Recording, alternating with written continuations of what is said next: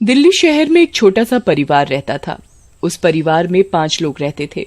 मोनू, मोनू की छोटी बहन शीना, मोनू का छोटा भाई बोलू और उसके माता पिता।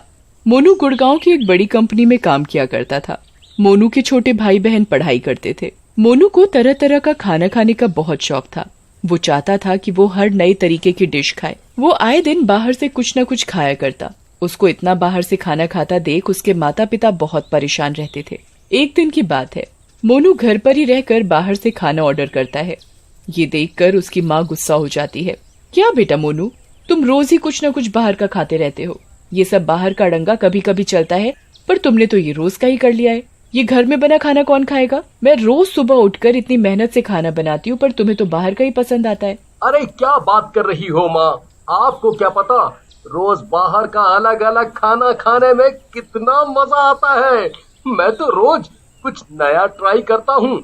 आप भी मेरी तरह कुछ रोज अलग अलग खाया करो, देखो कितना मजा आता है। आप पता नहीं कैसे खा लेती हो रोज वही दाल रोटी। मोनू की ये बात सुनकर उसकी माँ बहुत गुस्से में आ जाती है। तुम्हें ये बाहर का खाना किसी दिन इतना भारी पड़ेगा ना, तुम याद रखोगे, तब तुम्हें अपनी माँ की बात याद आएगी और मैं कुछ नहीं कर पाऊंगी। अरे क्या माँ, आप भी ना, ऐसा कुछ नहीं होने वाला। आप मेरी तरफ से बेफिक्र रहो। करो तुम अपने मन की, मैं तो तुम्हारी माँ होने के नाते तुम्हें समझा ही सकती हूँ। बाकी आगे तुम्हारी मर्जी है, तुम्हें क्या करना है क्या नहीं। देखते ही देखते मोनू का ऑर्डर आ जाता है और वो घर का खाना ना खाकर वही बाहर का खाना खाता है और उसकी माँ के हाथ का बना हुआ खाना ऐसे ही पड़ा रहता है। मोनू बाहर का खाना खाते हुए,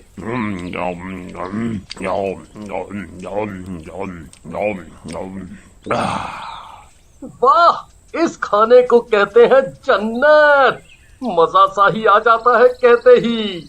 मोनू अपने भाई भोलू से बात करते हुए, भोलू, तू कैसे वही खाना खा लेता है, माँ के हाथ का बनाया हुआ? तुझे बाहर का खाना खाने का मन नहीं करता क्या? ये बात मोनू की माँ सुन लेती है। बेटा, तुम तो बाहर का खाते ही हो, कम से कम अपने भाई को तो ये गलत सीख मत दो। मोनू अपनी माँ की बातों पर हंसने लगता है। अच्छा माँ, ठीक है, मैं नहीं बोल रहा इसे बाहर का खाने के लिए। मोनू ये बात अपनी माँ से बोलता है और लैपटॉप पर अपना काम करने लग जाता है। मोनू रोज ही बाहर का खाना मंगाता और उसे शौक से खाता था। एक दिन रात में मोनू अपना काम कर रहा होता है।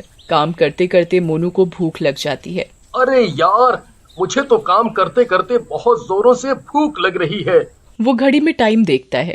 अरे अभी तो रात के 2:30 बज रहे हैं। मोनू जोमेटो ऐप खोलता है और रात में पिज्जा ऑर्डर कर देता है।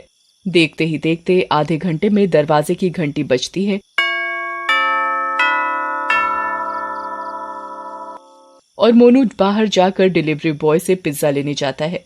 वो पिज्जा बॉय दिखने में कुछ अजीब सा होता है। उसका मुंह एकदम नीला पड़ा होता है और उसकी आंखें बाहर की तरफ निकली होती हैं। आंखें भी लाल थी उस डिलीवरी बॉय की। एक बार को मोनू उसे देखकर बहुत जोर से डर जाता है। मम्मी। पर मोनू उसकी शक्ल पर ध्यान न देते हुए उससे पिज्जा लेने लगता है। नमस्ते सर। डिलीवरी बॉय की आवाज भी बहुत भारी और खतरनाक थी। मोनू उसकी आवाज सुनकर और जोर से डर जाता है। मोनू उस डिलीवरी बॉय के नमस्ते का जवाब नहीं देता और फटाफट से पिज्जा लेने का सोचता है। डिलीवरी बॉय मोनू को फिर से नमस्ते करता है। नमस्ते सर। नमस्ते, मुझे बहुत जोरों की भूख लगी है भैया, आप बस जल्दी से मेरा ऑर्डर दे दो। क्या भैया, आपने भी आधी रात में पिज्जा मंगवाया? ऐसी क्या इमरजेंसी आ गई थी आपको कि इस टाइम आपको बाहर से खाना मंगवाना पड़ा? घर पर कुछ नहीं था क्या? मोनू को उस डिलीवरी बॉय की बात पर बहुत जोर से गुस्सा आ जाता है। तुम्हें उससे क्या मतलब? तुम अपने काम से काम रखो ना। तुम हर कस्टमर को ऐसे ही उल्टा बोलते हो, तुम्हें शर्म नहीं आती क्या? तुम देखते जाओ, मैं तुम्हारी शिकायत अभी जोमेटो में करता हूँ। मोनू ये बात बोल ही रहा होता है, तभी ये डिलीवरी बॉय एक खतरनाक भूत का रूप धारण कर लेता है। क्या बोल रहा था मुझे तू? अब बोल। मोनू बहुत चिल्लाता है। अरे अरे, कोई बचाओ, कोई बचाओ मुझे, मुझे कोई बचाओ, मैं भूत के कब्जे में आ गया हूँ। मोनू जोर जोर से चिल्ला रहा होता है, परंतु उसकी आवाज किसी को भी सुनाई नहीं दे रही होती। भूत अपनी शक्ति से उसकी आवाज ही गायब कर देता है और उसे गूंगा कर देता है। मोनू बेचारा बहुत चिल्लाता है, पर उसकी आवाज कोई नहीं सुन पाता। देखते ही देखते एकदम से मोनू के अंदर ये जोमेटो डिलीवरी बॉय का भूत आ जाता है। अब मोनू एक साधारण लड़का नहीं होता, वो उसके अंदर एक भूत की आत्मा घुस चुकी होती है। अगली सुबह मोनू जब घर में उठता है तब उसका हाव भाव बिल्कुल अलग होता है। वो चुप चुप रहता, न किसी से बात कर रहा था न कुछ। भूतिया डिलीवरी बॉय की तरह मोनू की आंखें भी बिल्कुल लाल थीं और उसका मुंह भी नीला पड़ रहा था। मोनू की माँ को लगता है कि उसकी तबीयत खराब है, पर वो इस बात से अनजान थी कि उसके अंदर एक जोमेटो डिलीवरी बॉय का भूत है। दोपहर के समय मोनू अपनी माँ से बात करते हुए, माँ, मुझे बहुत जोरों से भूख लगी है, मुझे खाना चाहिए। ये बात सुनकर मोनू की माँ हक्की बक्की हो जाती है। अरे मोनू, तुम्हें आज क्या हुआ? तुम्हें भला आज घर के खाने की क्या सूझी? तुम्हें तो रोज बाहर का ही खाना पसंद आता है। मेरे हाथ का बनाया खाना तो तुम्हें देखना भी पसंद नहीं था। एक तरफ मोनू की माँ हैरान भी थी और दूसरी तरफ बहुत खुश भी थी कि उसके बेटे ने आज खुद अपने मन से घर का खाना मांगा है। पर ये खुशी मोनू की माँ की कुछ ही देर की थी। भला उसकी माँ को क्या पता था कि उसके बेटे मोनू के अंदर एक जोमेटो डिलीवरी बॉय की आत्मा घुस गई है। मोनू की माँ ज्यादा ना सोचते हुए खुशी खुशी अपने बेटे के लिए दोपहर का खाना बनाती है। ले बेटा मोनू, घर का खाना खा, ये है बिल्कुल पौष्टिक खाना। तुझे ये खाना पसंद भी आएगा और इससे तेरी सेहत भी बनेगी। मोनू अपनी माँ की बात का कोई जवाब नहीं देता और चुपचाप खाना शुरू कर देता है। देखते ही देखते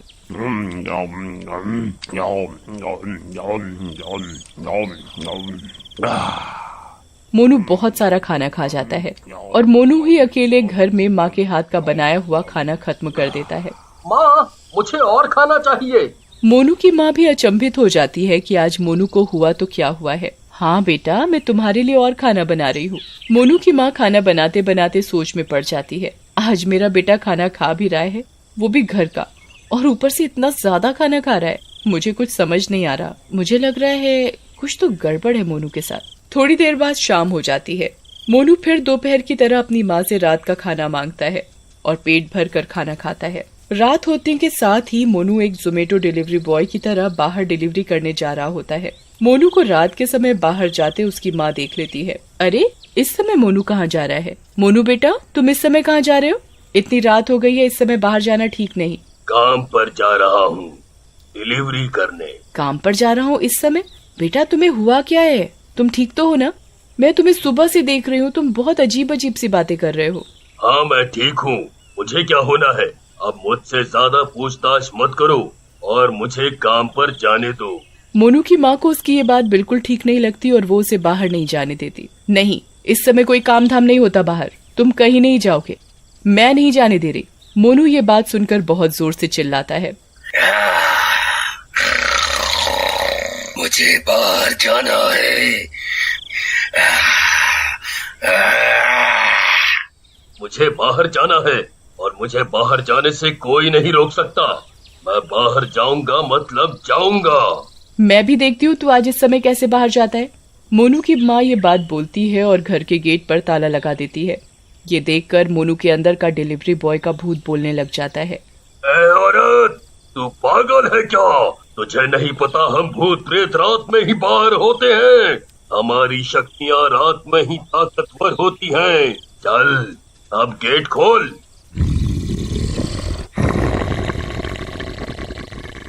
मोनू के अंदर से भूत का ये जवाब सुनकर मोनू की माँ चुपचाप गेट खोल देती है और सुबह होने का इंतजार करती है। अगली सुबह मोनू खुद अपने घर आ जाता है और दूसरी तरफ मोनू की माँ गांव के तांत्रिक बाबा के पास जाती है और उन्हें सारी घटना बताती है।